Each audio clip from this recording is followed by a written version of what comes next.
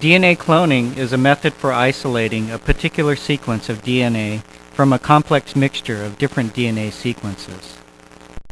In order to clone a fragment of DNA, we need to insert it into a vector, usually a highly modified phage or plasmid, that can replicate in a host cell. Generally, a plasmid vector contains three elements: a cloning site where the foreign DNA fragment can be inserted, a drug resistance gene which destroys antibiotics, in this case ampicillin, to allow selective growth of the host cell, and a replication origin to allow the plasmid to replicate in the host cell. To insert foreign DNA, we must first use a restriction enzyme to cleave the vector at the cloning site. Here, EcoR1 cleaves the palindromic sequence GAATTC to produce single-stranded ends called sticky ends. These can hybridize with any piece of DNA that has also been cut with EcoR1. Foreign DNA containing the sequence we wish to clone is digested with EcoR1 and then mixed with the cleaved vector.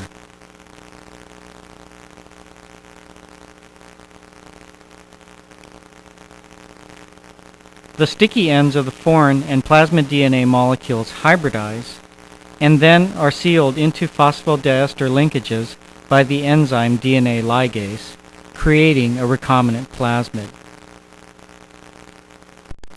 Each of these recombinant plasmids contains the inserted DNA fragment, an ampicillin resistance gene, and a replication origin.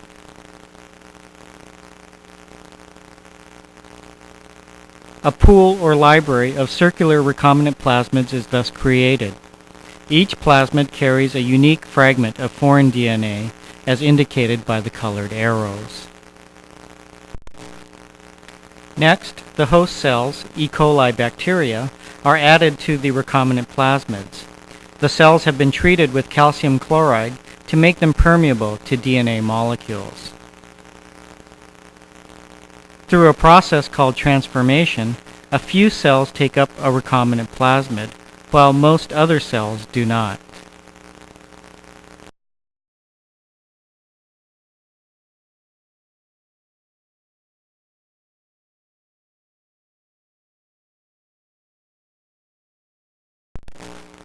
The bacterial cells are poured onto a plate of nutrient agar containing the antibiotic ampicillin. With ampicillin in the agar, only cells resistant to the drug can grow. At 37 degrees, the cells will grow and multiply. Because they cannot move on the agar, each will produce a separate colony of cells. The non-transformed cells lack the plasmid with the ampicillin resistance gene and die. Cells that have a plasmid are resistant to ampicillin and survive.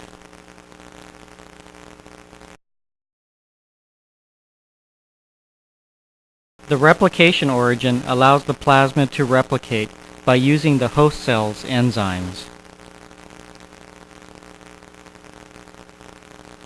Plasmid replication is independent of host cell division, but plasmids are distributed to each daughter cell when the host cell divides.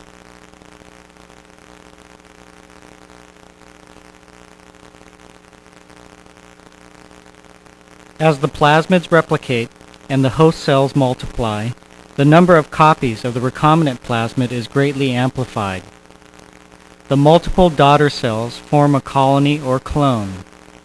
Because all the host cells in a colony are derived from a single cell, they all contain copies of the same recombinant plasmid with its fragment of foreign DNA.